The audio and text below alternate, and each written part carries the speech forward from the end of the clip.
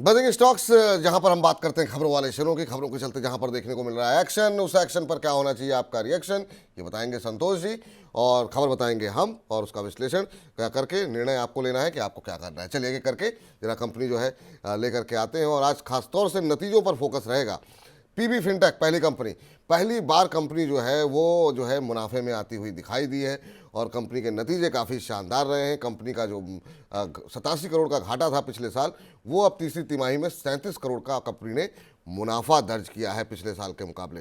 और कंपनी की आय में भी हमने देखा 39% के आसपास की बढ़त देखने को मिली है, और ये बढ़ करके 593 करोड़ रुपए रही है।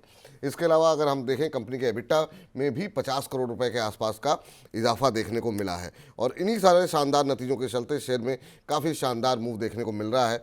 और जो हमने खबर बनाई थी तब करीब 12% से ज़्यादा की तेज़ी थी। हालांकि अब थोड़ा सा ऊपरी स्तरों से हल्का हुआ है, लेकिन अभी भी 9.9% की तेज़ी है। 990 रुपये का स्तर यहाँ पर देखने को मिल रहा है। सर पीवी फिनटेक पे आपकी राय सर, कैसे देख रहे हैं रिजल्ट्स के बाद कंपनी को? देखिए, पीवी फिनटेक के अगर देखें रिजल्ट डेफिनेटली जो है, अगर देखें तो काफ़ी क्वार्टर्स के बाद, मतलब मेरे पास तो जो डेटा दिख रहे हैं प्राइम एफएसआई, उस डेटा में तो प्रॉफिट नहीं दिखा है।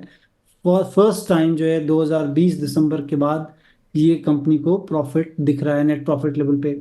ऑपरेशनल प्रॉफिट जहां तक बात है, जिसे हम कहते हैं ऑपरेटिंग प्रॉफिट, वहां पर अभी भी 27 करोड़ का माइनस है कंपनी पे।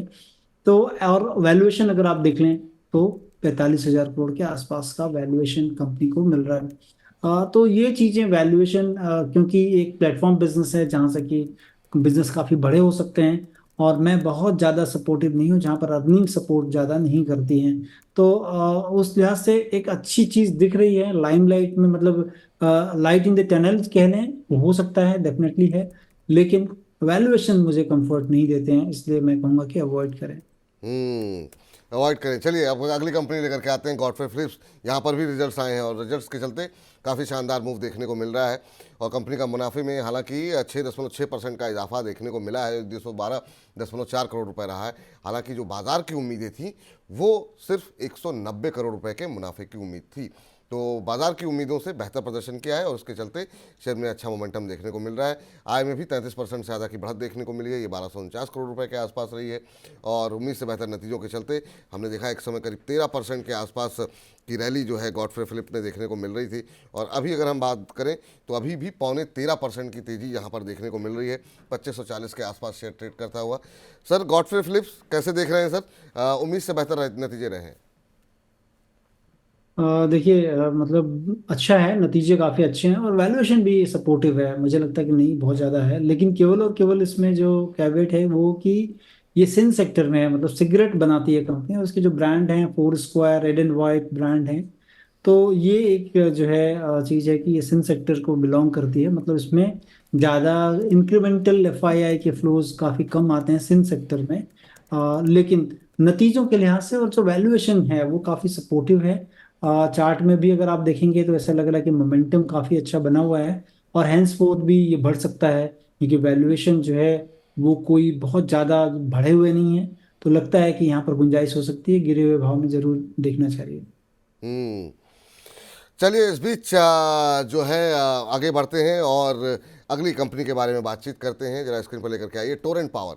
पावर पे आज हमने बहुत डिटेल में चर्चा की है, और अब टोरेंट पावर पे भी हमने देखा अच्छे खासे मूव देखने को मिले हैं। कंपनी को आरईएमसी से जो है ऑर्डर मिला, हालांकि कई सारी कंपनियां, उसमें एनएचपीसी भी थी, बहुत सारी कंपनियां थी। लेकिन यहाँ पर ये जो टोरेंट पावर को ऑर्डर मिला है वो 100 मेगावाट के रिन्यूएबल एनर्जी प्रोजेक्ट के लिए मिला हुआ है। और कंपनी जो है सबसे कम 4.25 रुपये किलोवाट की बोली जो है लगाई है, प्रति किलोवाट के हिसाब से कंपनी ने बोली लगाई है। और इसी के चलते कंपनी को जो है करीब शेयर में हम देख रहे थे 5% से ज़्यादा की बढ़त जो है शुरुआती कारोबारी सत्र में देखने को मिल रहा था। और अभी के अगर हम मौजूदा भाव देखें कि क्या स्थिति देखने को मिल रही है, तो अभी जो भाव देखने को मिल रहा है वो करीब 2.25% ऊपर है। ऊपरी स्तरों से थोड़ा हल्का हुआ है, लेकिन अभी भी 1030 का स्तर देखने को मिल रहा है। सर पावर क्षेत्र के पे अभी भी चर्चा लगातार बनी हुई है। एक महीने में करीब 10% का रिटर्न दिया है, 6 महीने में 50% से ज़्यादा का रिटर्न दिया है। आपकी राय टोरेंट पावर पे? देखिए, बेहतर कंपनी है। पावर सेक्टर की बात कर रहा था, मैं भूल गया इस कंपनी को, लेकिन ये काफ़ी बेहतर कंपनी और प्राइवेट सेक्टर की कंपनी है। इस कंपनी को भी देखा जा सकता है, वैल्यूएशन काफ़ी अच्छे हैं कंपनी के। अब मुझे लगता है कि किसी भी गिरे भाव में मौजूदा स्तर पे थोड़ा ही ले, लेकिन अगर कोई भी करेक्शन होता है तो इस स्टॉक में एंट्री करना चाहिए। जी। चलिए, इस बीच माई सेल्फ आबिद के नाम से हमारे एक दर्शक हैं, वो टाटा पावर पे बार बार सवाल पूछ रहे हैं। सर, थोड़ा कार्यक्रम के पीछे जाएंगे। खाली टाटा पावर नहीं, जितने भी पावर हैं, सारी पावर पे जो है बहुत डिटेल में संतोष जी ने अपनी राय दी है विस्तृत रूप से। तो आप उसको देख सकते हैं, कार्यक्रम समाप्त होने के बाद उसको सुन लीजिएगा। और एक साथ अगर आप 50 बार 100 बार मैसेज करेंगे तो कुछ महत्वपूर्ण सवाल जो है वो छूट जाते हैं, वो ठीक नहीं रहता है। चलिए, कोई बात नहीं, आगे बढ़ते हैं और अगले दर्शक का प्रश्न, माफ़ कीजिएगा, अगली कंपनी के बारे में चर्चा करते हैं, स्क्रीन पर लेकर के आते हैं। और कोचिन शिपयार्ड, जी हाँ, सरकारी कंपनी, रक्षा क्षेत्र से जुड़ी हुई कंपनी, शानदार नतीजे देखने को मिले हैं। मुनाफा 121% बढ़ करके अब 244.4 करोड़ रुपए हो गया है। कंपनी की आय में 64% का इजाफा देखने को मिला है और ये 1056.4 करोड़ रुपए रही है। इसके अलावा अगर कंपनी के हम बता दें कि जो शानदार नतीजे रहे हैं उसके बाद से बहुत सारे ब्रोकरेज हाउसेज ने कंपनी के शेयर पर जो है वो लक्ष्य बढ़ा दिया है। आईसीआईसीआई डायरेक्ट ने शेयर में लक्ष्य को बढ़ा करके 1340 रुपये प्रति शेयर कर दिया है और ये इसलिए किया गया है क्योंकि कंपनी की जो ऑर्डर बुक है वो काफ़ी मजबूत देखने को मिल रही है और उसी के चलते यहाँ पर लक्ष्य में बढ़ोतरी की गई है। कोचिन शिपयार्ड ने निश्चित रूप से जो भी हमारे दर्शक यहाँ पर निवेशित होंगे, अच्छे खासे रिटर्न उनको मिलते हुए दिखाई दिए होंगे। काफ़ी शानदार मूव रहा है, आज भी 3-3.25% ऊपर है। एक महीने में 33%, 6 महीने में 171% का रिटर्न इस कंपनी ने दिया है और पिछले एक साल के अंदर जिन्होंने एक साल होल्ड किया होगा 250% से ज़्यादा का रिटर्न यहाँ पर देखने को मिला है। सर, दो चीज़ों का फ़ायदा मिला, एक तो रक्षा क्षेत्र का फ़ायदा मिला, सरकारी कंपनी होने का फ़ायदा मिला और काफ़ी शानदार मूव देखने को मिला है। आपकी राय क्या होगी कोचिन शिपयार्ड पर? देखिए, मेरी भी सिमिलर राय है कि ऐसी कंपनियां जिनको कि आने वाले दिनों में भी और भी ऑर्डर मिलेंगे, क्योंकि सरकार का की जो मंशा क्लियर है और ये गवर्नमेंट अगर रिपीट करती है तो आप समझें कि जिस तरह से उनका एंडेवर है कि हम सारी चीज़ों को प्रोक्योर करें इंडिजिनसली, मतलब सब चीज़ हम अपने ही देश से प्रोक्योर करेंगे। तो और उस पर जो आत्मनिर्भर भारत बनाने की जो बात है उस पर काफ़ी बड़ा फोकस है। और यही कारण है कि डिफेंस की जो कंपनियां हैं उनके पास ऑर्डर बुक स्वेल कर रहे हैं। और वैल्यूएशन के लिहाज से थोड़ी से महंगे जरूर दिखेंगे, लेकिन अगर फॉरवर्ड पी पे देखेंगे आप तो काफी सस्ते दिखते हैं स्टॉक। मुझे लगता है मौजूदा स्तर हो या फिर गिरावट हो, कोई सब्सटैंशियल करेक्शन में आपको जरूर देखना चाहिए स्टॉक। जी।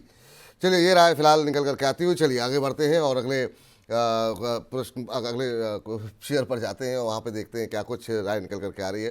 एलेंबिक फार्मा पर जरा बातचीत कर लेते हैं। एलेंबिक फार्मा में असल में टेक्निकल चार्ट्स पर शेयर के अंदर एक ब्रेकआउट देखने को मिला है। बहुत सारे टेक्निकल एनालिस्ट के रडार पर अब एलेंबिक फार्मा का शेयर जो है आता हुआ दिखाई दे रहा है। कंपनी ने एक महीने में 24% और एक साल में करीब 76% से ज़्यादा की बढ़त दिखाई है और बुधवार को शेयर में आज मतलब शेयर के अंदर 5% से ज़्यादा की तेज़ी देखने को मिल रही थी जब हमने ये खबर बनाई थी। और अभी का जो मौजूदा भाव है वो करीब 5.6% ऊपर अब दिखाई दे रहा है, 952 का स्तर देखने को मिल रहा है। सर, बहुत सारे टेक्निकल एनालिस्ट के रडार पर ये शेयर अब इस समय आता हुआ दिखाई दे रहा है। आपकी राय क्या होगी सर, अगर आप ट्रैक करते हो एलेंबिक फार्मा?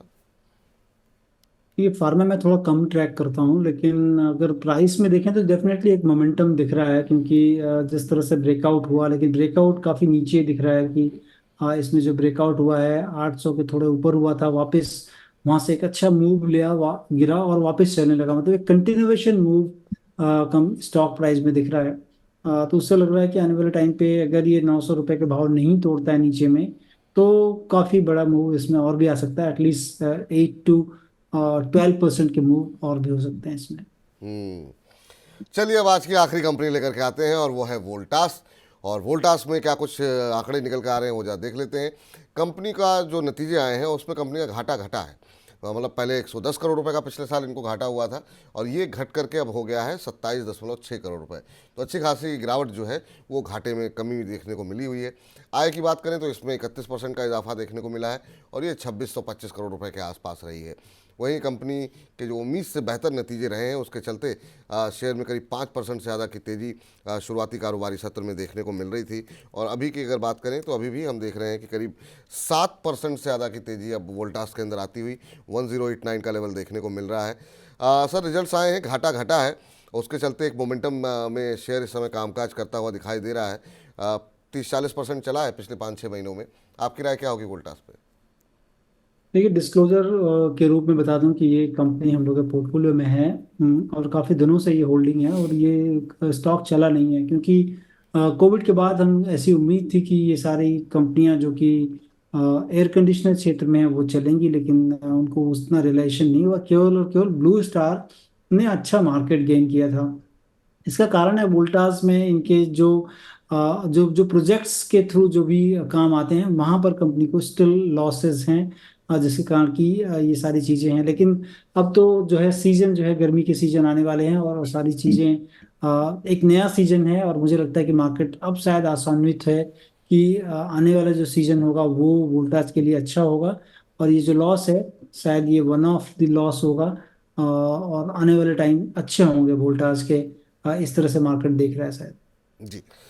चलिए, इस बीच मनीषा जी की टिप्पणी आई है, कह रही है कि सभी से निवेदन है कि एक सवाल एक बार ही लिखें, ज़्यादा बार लिखने से क्या होगा। बिल्कुल सही बात कही मनीषा जी आपने, और आपकी बातों का पूरी तरीके से समर्थन हम करते हैं। और सभी से निवेदन है कि एक बार 50 बार आप अगर आप मैसेज भेज देंगे तो बहुत सारे महत्वपूर्ण सवाल लोगों के छूट जाते हैं। ऐसा ना किया करें आप लोग, सवाल भेज दीजिए, जैसे समय मिलेगा तुरंत आपके प्रश्नों का उत्तर दिया जाएगा। फिलहाल के लिए बजिंग स्टॉक्स में इतना ही।